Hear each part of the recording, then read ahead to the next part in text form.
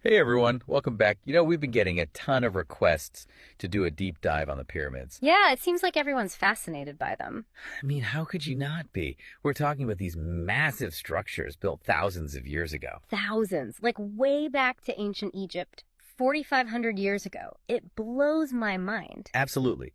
And the thing is, even after all this time, we still don't know exactly how they did it. Right. There's still so much mystery surrounding their construction. Especially when you consider the sheer scale of these things. Oh, yeah, like the Great Pyramid of Giza, right? Exactly. I mean, think about it. This thing is 146 meters high. That's crazy. That's like a 40-story building. And it's made up of over 2 million limestone blocks. 2 million. I can't even imagine. Right. And these blocks, they weigh anywhere from 2 to 80 tons each. It's mind-boggling. So the big question is, how did they do it? How did they move these massive blocks without modern technology? Well, that's what we're going to try to figure out today. So let's dive into some of the prevailing theories, shall we? Let's do it. Okay, so first up, we've got the ramp theory. The ramp theory, yeah. This is one of the most popular explanations. Basically, the idea is that they built these giant ramps leading up to the pyramid. Right, so they could drag the stones up the ramps on sleds. Yeah, I can kind of picture that. But wouldn't those ramps have to be absolutely massive? Oh, absolutely. They'd have to be incredibly long and steep. And just imagine the amount of material and labor that would go into building those ramps. No kidding. It would be a huge undertaking. So there must be some pretty compelling evidence to support this theory, right? Well, the physics of it actually make a lot of sense. Oh, how so? Well, a ramp is basically an inclined plane, right? Okay, yeah. And an inclined plane, it basically spreads the work of lifting something heavy over a longer distance. So you're saying it reduces the amount of force needed at any given time? Exactly. You're trading distance for effort. Pretty clever, right? Yeah, I guess that makes sense.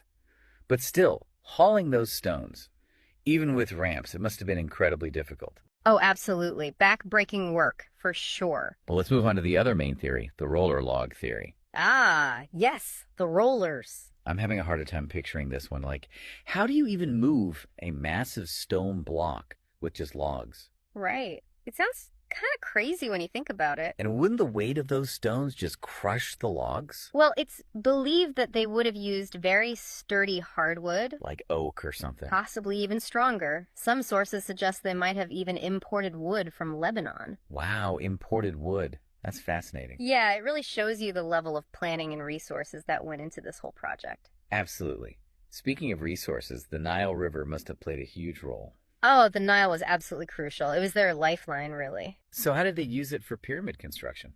Well, they would quarry these massive limestone blocks upstream, Okay. and then they would load them onto barges and float them down the Nile to the construction site. That's pretty ingenious. I mean, using the river as their highway. Exactly. They were really skilled at harnessing the power of the Nile.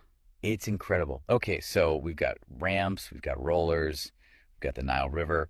What else do we need to consider? Oh, we can't forget about the astronomical alignments of the pyramids. Oh, right, the astronomy. Tell me more about that. Well, the Great Pyramid, for example, it's almost perfectly aligned with the cardinal directions. North, south, east, west. Yep, that's some serious precision, right? That's incredible. How did they manage that? It shows they had a deep understanding of astronomy and mathematics. Yeah, for sure. It's not just about brute force. They were incredibly intelligent and skilled. Absolutely. And some sources suggest that these astronomical alignments weren't just for show. What do you mean? Well, there are theories that they were tied to the Egyptians' beliefs about the afterlife. Oh, interesting. How so? Like a celestial map, guiding the pharaoh's soul to the stars. Wow, that's pretty amazing. Yeah. It adds a whole other layer of meaning to these structures. It wasn't just about building a tomb, it was about connecting with the cosmos. It's mind-blowing. But let's talk about the people who actually built these pyramids. Yeah, the workforce. We often hear about slave labor, right? Right. But the truth is, it was much more complex than that. Really? Yeah, recent research suggests that a lot of the workers were actually skilled laborers. Like craftsmen and engineers. Exactly. And they were respected for their skills. So not slaves. Not in the traditional sense. They were paid, they were housed, and they were even honored for their work. That's really interesting. It changes the whole narrative, doesn't it? It does. It gives us a more nuanced understanding of ancient Egyptian society. Absolutely. So we've got ramps, rollers, the Nile River, astronomical alignments, and a skilled workforce. And a whole lot of mystery still. Exactly. I mean, We may never know for sure how they did it, but it's the exploration of these possibilities that makes the pyramids so captivating. It's a journey of discovery. And it goes beyond just the physical construction, What do you mean? Well, it makes you think about ancient Egyptian society, their beliefs, their relationship with time and eternity. It's pretty profound stuff. It is, and it's something we can all ponder even today. Absolutely. So as you continue your own exploration of the pyramids, remember, the mystery is part of the allure. Keep asking questions, keep digging deeper, and who knows, maybe you'll uncover something new. Thanks for listening, everyone. We'll see you next time for another deep dive. See you then. Bye. Bye.